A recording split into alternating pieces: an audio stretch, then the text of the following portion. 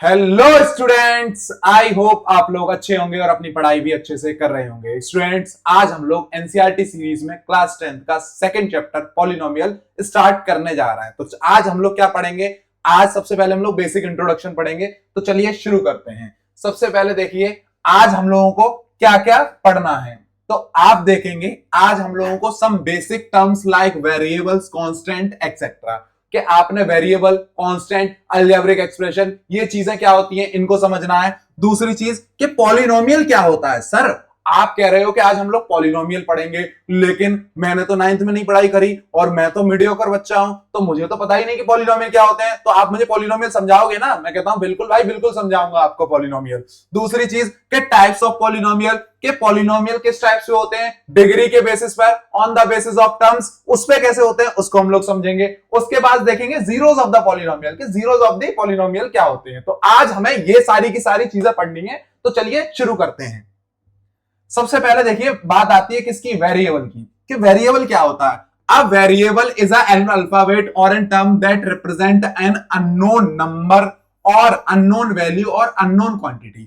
जैसे मान लो मुझे किसी की वैल्यू नहीं पता, लाइफ में मुझे किसी की वैल्यू नहीं पता, वो चाहे x हो सकता है, y हो सकता है या z हो सकता है, तो वो क्या हो जाएगा? अल्फाबेट हो जाएगा। जैसे मैंने यहां पर लिखा 2x प्लस वाई, या फिर मैंने लिख लो यहां पे 3x प्लस 7। तो आप बोलोगे सर यहां मुझे x की वैल्यू क्या है मुझे नहीं पता, और y की वैल्यू भी मुझे नहीं पता, यहां मुझे x की वैल्यू नहीं पता।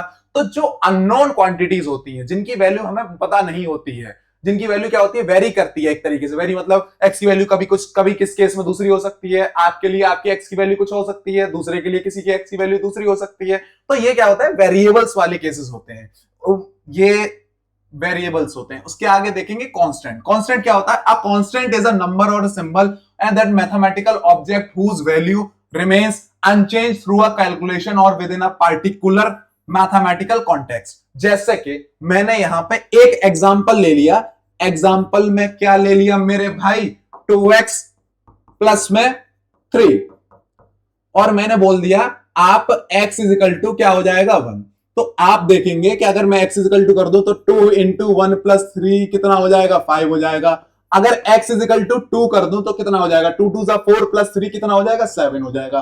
बोलोगे कि सर x की वैल्यू तो क्या हो रही है? चेंज हो रही है समय के साथ साथ। समय के साथ साथ कैसे? x की वैल्यू एक जगह 1 हो रही है, एक जगह कितनी हो रही है? 2 हो रही है, लेकिन कांस्टेंट है, मतलब एक चीज हमारे फिक्स्ड है, तो उसको हम लोग क्या बोलते हैं मेरे भाई?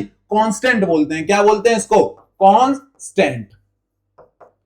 बात समझ में आ रही होगी, डिफरेंस समझ में आया होगा किस किस के बीच में? कांस्टेंट और वेरिएबल के बीच में। तो अगर यहां तक बात समझ में आई है तो चलिए फिर आगे बढ़ते हैं।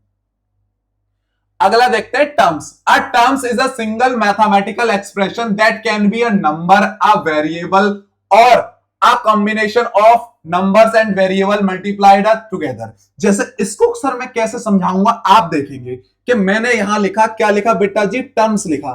टर्म्स में क्या क्या हो सकता है आपका? टर्म्स में आपका हो सकता है सबसे पहले तो कोई भी नंबर भी हो सकता है। नंबर में जैसे 2 3 4, 2 3 4 इस तरीके से। दूसरी चीज कौन सा? नंबर के बाद हम लोगों ने क्या बोला था? इसमें कोई भी हमारा क्या हो सकता है? वेरिएबल भी हो सकता है। वेरिएबल का मतलब क्या हो गया? X y Z.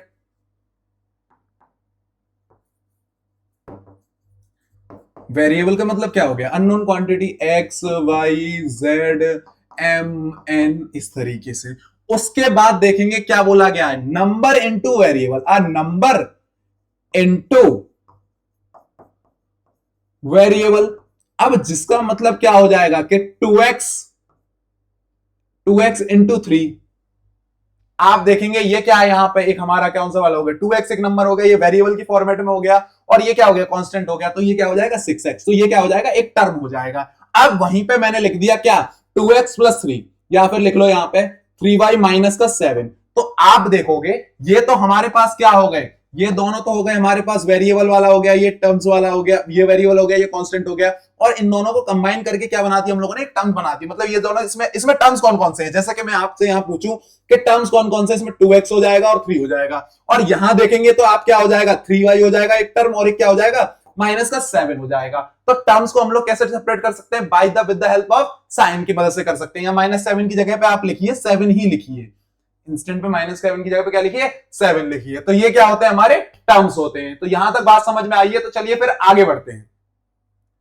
अगला देखते हैं अलजेब्रिक एक्सप्रेशन के सर अलजेब्रिक एक्सप्रेशन क्या होते हैं। सर आपने हमें अब तक क्या क्या पढ़ा दिया, मैंने आपको अब तक कांस्टेंट पढ़ा दिया, वेरिएबल पढ़ा दिया और दूसरा क्या पढ़ा दिया, टर्म्स पढ़ा दिया। अब जिसमें ये तीनों चीजें कंबाइन हो जाएं उनको हम लोग क्या कहते हैं, अलजेब्रिक एक्सप्रेशन कहते हैं। तो चलिए कैसे, इधर देखते हैं। सबसे पहले देखेंगे N algebraic expression is a mathematical application mathematical expression form by combining constant variable and algebraic operation. मैंने क्या करा यहां पे एक क्वेश्चन जैसे मैंने यहां पे क्या करा, x plus 2y plus z plus 3, इस तरीके से मैंने क्या ले लिया, एक अलजेब्रिक एक्सप्रेशन ले लिया एग्जाम्पल के तौर पे। आप देखना यहां पे, तो आप देखोगे यहां पे क्या हो जाएगा कि इसमें कितने टर्म्स है। बोलोगे सर इसमें जो टर्म्स हैं वो हैं x 2y z और 3, ठीक है। अब मैं बोलूं इसमें वेरिएबल्स कौन से हैं जिनकी वैल्यू फिक्स्ड नहीं है, मतलब वेरी करती रहती है टाइम टाइम, तो आप देखोगे x की वैल्यू चेंज हो सकती है, ये हो सकती है। तो यहां पे ये तीन क्या हो गए हमारे पास, वेरिएबल्स हो गए। ये वाला क्या हो गया हमारा, कांस्टेंट हो गया। अब मैंने क्या करा, इन सबको कंबाइन कर दिया, मतलब एक मैंने क्या बोला, मैंने इधर से उठाया वेरिएबल उठाया, भाई 2x इधर से आ जा, 3y इधर से आ जा, 4y इधर से आ जा, और 3 मेरे पास था मैंने जो लगा दिया, और इनके बीच में मैथमेटिकल ऑपरेशन लगा दिया। मैथमेटिकल ऑपरेशन का मतलब क्या हो गया, प्लस माइनस मल्टीप्लिकेशन डिवीजन, ये सारे के सारे अगर कंबाइन कर दिए इनको, तो ये पूरा का पूरा क्या बन जाएगा, एक अलजेब्रिक एक्सप्रेशन बन जाएगा। क्या बन जाएगा, अलजेब्रिक एक्सप्रेशन। अब कैसे बनेगा देखोगे तो आप देखोगे कि ये क्या हो गया हमारा, एक वेरिएबल हो गया, और ये क्या हो गया, एक हमारा बिट्टा कांस्टेंट हो गया, और ये किसके साथ जुड़ा हुआ है, एक एडिशन से जुड़ा हुआ है। और ये क्या हो जाएगा हमारा, एक पूरा का पूरा अलजेब्रिक एक्सप्रेशन। चीजें बहुत बेसिक हैं, लेकिन मैं समझाते हुए चल रहा हूं ताकि बेसिक से ही आप लोग हाई लेवल पे जा सकते हैं। अगर आपका फाउंडेशन स्ट्रांग होगा तो फिर आप बहुत आगे बढ़ सकते हैं। चलिए आगे बढ़ते हैं हम लोग। अब देखते हैं पॉलिनोमियल क्या होता है। अब polynomial expression is a sentence with a minimum of 2 number and at least one mathematical operation and power of a variable should be an whole number. एक पॉलिनोमियल जो होता है सबसे पहले उसकी जो पावर होनी चाहिए वो होल नंबर के फॉर्मेट में होनी चाहिए। होल नंबर के फॉर्मेट में कैसे, जैसे कि आपने देखा होगा 0 से स्टार्ट होनी चाहिए। तो 0 से स्टार्ट के मतलब कुछ इंपॉर्टेंट नोट्स पॉइंट लिखे हुए हैं। The exponent of power of every variable must be an whole number. सबसे पहली चीज क्या बता दी मैंने आपको, होल नंबर में पॉलिनोमियल की पावर होनी चाहिए। दूसरी चीज क्या बता दी, the coefficient of may be integer in a fraction और डेसिमल और rational number.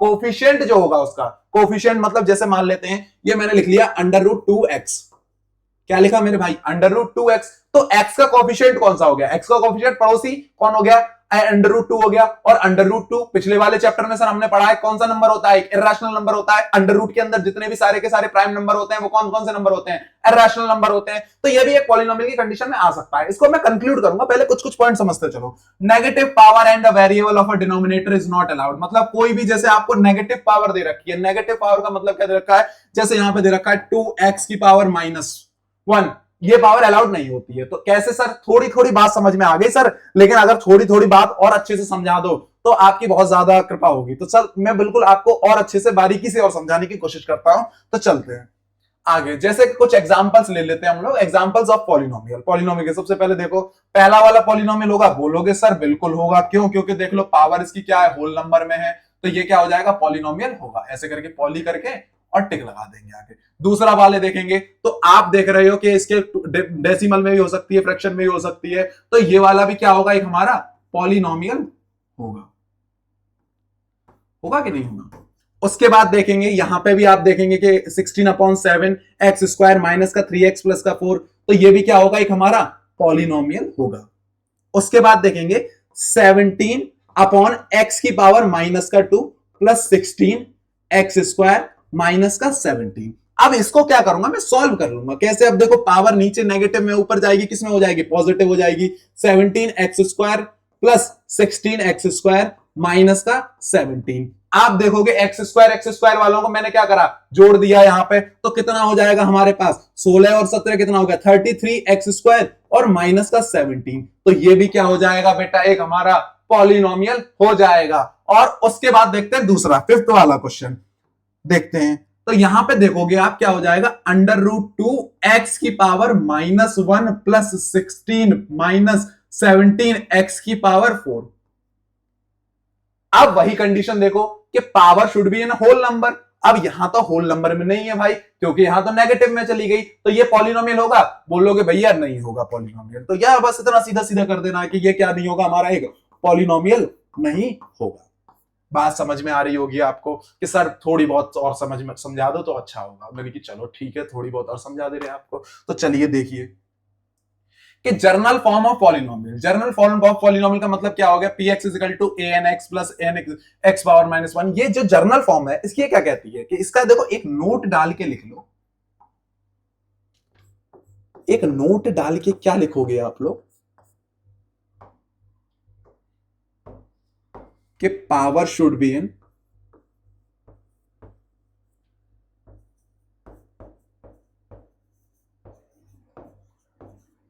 In descending order.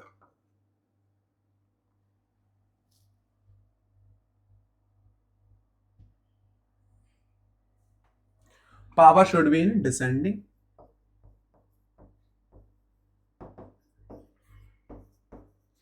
अब सर डिसेंडिंग ऑर्डर का मतलब क्या कर रहे हो आप, पिछले वाले एग्जांपल्स पे आ जाओ, या फिर यहां पे मैं एक एग्जांपल समझा दे रहा हूं कि जैसे आपने देखा होगा कि कोई भी पॉलिनोमियल की जो जनरल फॉर्म होती है वो 2x3 plus 5x² plus 7x और -3, ये पॉलिनोमियल है। बिल्कुल कैसे है, क्योंकि आप देख रहे हो उसकी पावर जो है वो डिसेंडिंग ऑर्डर में जा रही है, 3 2 1 और फिर इस तरीके से। तो ये क्या हो जाएगा, एक हमारा पॉलिनोमियल हो जाएगा। यहां तक बात आप लोगों को समझ में आ रही होगी कि पॉलिनोमियल की पावर क्यों होती है डिसेंडिंग ऑर्डर में। So that's why we can conclude this is an example of a polynomial.